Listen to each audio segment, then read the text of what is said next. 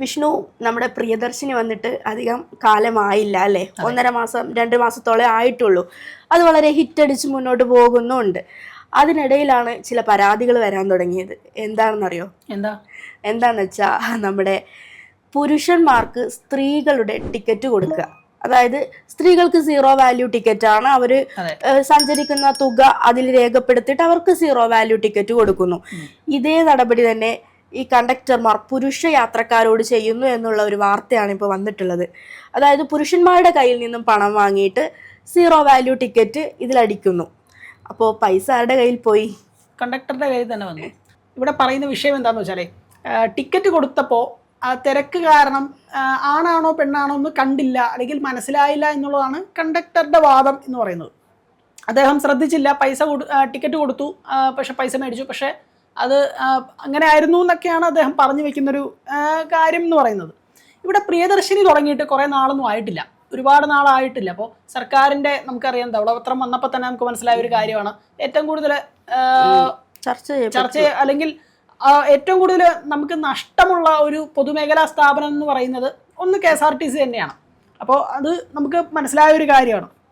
അപ്പോൾ അത്തരമൊരു സാഹചര്യത്തിലാണ് പ്രിയദർശിനി ഒരു പദ്ധതി ഇവിടെ വന്നിട്ടുള്ളത്. ഇവിടെ ടിക്കറ്റ് മെഷീനിൽ ഇവർ കണക്കെടുത്ത് തുടങ്ങിയിട്ട് കുറേ നാളായിട്ടില്ല. ടിക്കറ്റിൻ്റെ ആ ഒരു കാര്യങ്ങളും കണക്ക്, ഇപ്പോൾ സ്ത്രീ എന്നും പുരുഷനെന്നും കൃത്യമായൊരു കണക്ക് ആദ്യമേ എടുത്തു തുടങ്ങിയിരുന്നു. അത് ഒരുപാട് നാളൊന്നും ആയിട്ടില്ല. അപ്പം അത്തരമൊരു സാഹചര്യത്തിലാണ് ഇങ്ങനെ ഒരു ക്രമക്കേട് കാണിക്കുന്നത്. അത് ഞാൻ വ്യക്തിപരമായിട്ട് മനസ്സിലാക്കുന്നത് അദ്ദേഹം ചെയ്തിട്ടുള്ള ഒരു കുറ്റമായിരിക്കുമെന്നാണ് ഞാൻ വിശ്വസിക്കുന്നത്. തീർച്ചയായും അതിന് 2-3 പോസിബിലിറ്റീസ് കൂടി ഉണ്ട്. ശരിക്കും ചിലപ്പോൾ ഈ ഒരു പരിഷ്കാരം വന്നിട്ട് വളരെ കുറച്ച് മാത്രമേ ആയിട്ടുള്ളൂ. ചിലപ്പോൾ നല്ല തിരക്കുള്ള ബസ്സൊക്കെ ആണെങ്കിൽ നമ്മൾ പെട്ടെന്ന് ടിക്കറ്റ് അടിച്ച് കൊടുക്കുക, ആ ഒരു ദൗത്യമാണ് അവർ ചെയ്യുന്നുണ്ടാവുക പെട്ടെന്ന്. പക്ഷേ എങ്കിലും പുരുഷന്മാർക്ക് ഈ ഒരു സ്ത്രീ ടിക്കറ്റ് അടിച്ച് കൊടുത്തിട്ട് വാങ്ങുമ്പോൾ അങ്ങനെ 2-3 പേർ കംപ്ലൈന്റ് കൊടുത്തിട്ടുണ്ടായിരുന്നു. അന്യസംസ്ഥാന തൊഴിലാളികളാണ്, അവരുടെ നിന്നാണ് മേടിച്ചിട്ടുള്ളത്. അന്യസംസ്ഥാന തൊഴിലാളികൾ പോയപ്പോ ആലുവ എറണാകുളം റൂട്ടിൽ 2-3 തവണ ഇത് റിപ്പീറ്റായി സംഭവിച്ചു. കൂടാതെ എറണാകുളം, തൃശ്ശൂർ, ആലുവ പറവൂർ റൂട്ടിലാണ് ഇത് പ്രധാനമായും സംഭവിക്കുന്നത്. ആ റൂട്ടിൽ സഞ്ചരിച്ച അന്യസംസ്ഥാന തൊഴിലാളികളുടെ കയ്യിൽ നിന്നും പുരുഷന്മാരുടെ അല്ലെങ്കിൽ സ്ത്രീകളുടെ 0 ടിക്കറ്റ് കൊടുത്തു, എന്നാൽ പൈസ വാങ്ങി 0 ടിക്കറ്റ് കൊടുത്തു എന്നുള്ളതാണ് ഇവിടെ പ്രധാനമായും പരാതി വരുന്നത്. അപ്പം അത്തരമൊരു സാഹചര്യത്തിൽ അവരാണ് പിന്നെ പ്രധാനമായി പരാതി എത്തിക്കുന്നതും.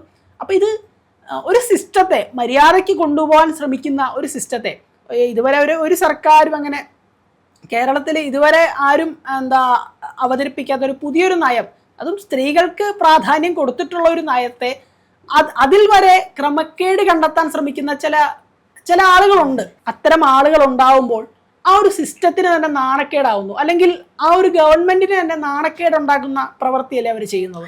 തീർച്ചയായും. കൂടാതെ ഇപ്പൊ വിഷ്ണു പറഞ്ഞ പോലെ ഈ ആദ്യമായി ഒരു തമിഴ്നാട് സ്വദേശിയായിരുന്നു കംപ്ലൈന്റുമായി മുന്നോട്ടേക്ക് വന്നിട്ടുണ്ടായിരുന്നത്. അപ്പോ ചിലപ്പോ അത് എനിക്ക് തോന്നുന്നു കുറച്ച് കരുതിക്കൂട്ടി ചെയ്ത് തന്നെ ആകാൻ ചാൻസ് ഉണ്ട്. കാരണം എന്ന് വെച്ചാൽ വേറൊരു സംസ്ഥാനത്ത് നിന്ന് വരുന്നവർ ചിലപ്പോൾ ശ്രദ്ധിക്കില്ല എന്ന് കരുതുന്നു, അന്യസംസ്ഥാന തൊഴിലാളികളാകട്ടെ.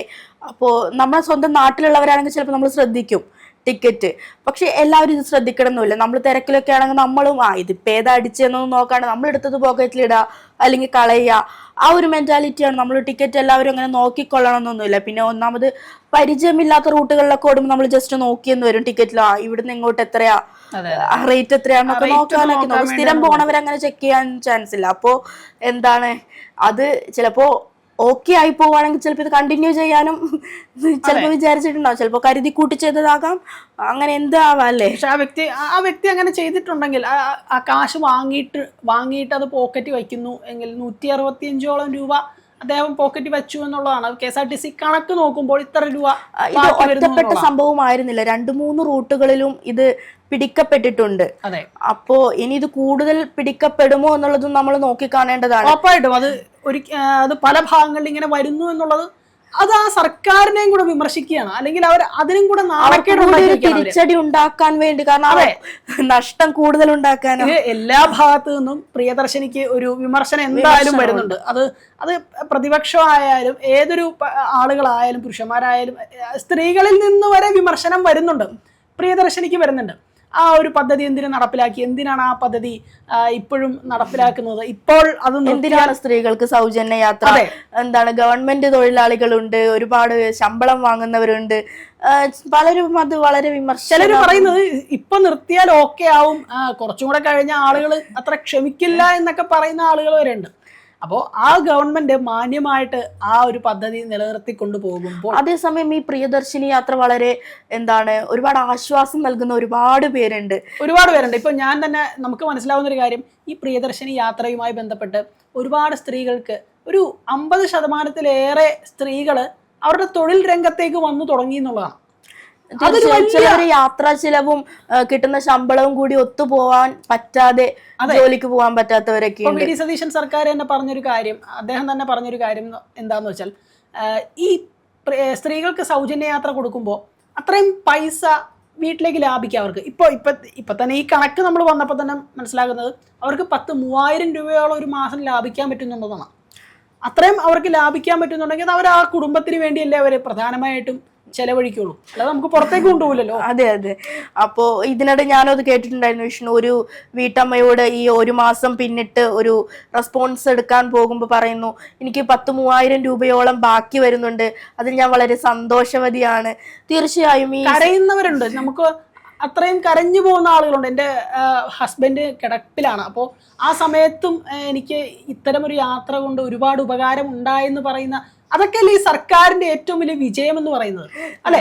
ആദ്യം തന്നെ അധികാരത്തിലേറെ ആദ്യം തന്നെ അവതരിപ്പിച്ചതാണ് പ്രിയദർശിനി യാത്ര. അതിലൊരു സംശയം ഉണ്ടായിരുന്നില്ല. അവരുടെ ആദ്യത്തെ വാഗ്ദാനമായിരുന്നു, അവർ ആദ്യത്തെ സമ്മേളനത്തിൽ തന്നെ അവർ ആദ്യം അവതരിപ്പിച്ചു എന്നുള്ളതാണ്.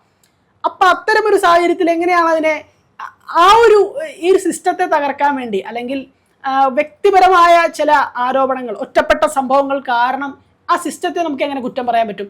ആ വ്യക്തിയല്ലേ പ്രധാനമായിട്ട് അതിനെ ഏറ്റവും കൂടുതൽ അതിനെ മോശവൽക്കരിക്കാൻ ശ്രമിക്കുന്നത്. ആ വ്യക്തിക്കെതിരെയല്ലേ നടപടി വേണ്ടത്? തീർച്ചയായും ആ വ്യക്തിക്കും കൂടുതൽ ഇതുപോലെ ഇനി ആരെങ്കിലും ചെയ്യുന്നുണ്ടെങ്കിൽ അത് പുറത്തു വരികയും അവർക്കെതിരെ നടപടി വേണം. കൂടാതെ ഇത്തരമൊരു വാർത്ത പുറത്തു വന്നതിനെ തുടർന്ന് ഇതുപോലെ വല്ല പ്രവർത്തികളും ചെയ്യുന്നവരുണ്ടെങ്കിൽ അവരും ഒന്ന് ജാഗ്രത പാലിക്കേണ്ടി വരും. ഉറപ്പായിട്ടും ഇനി ആളുകൾ പേടിക്കേണ്ടി വരും. കാരണം ഇതിപ്പോ ഒരു നടപടി പിടിച്ചു.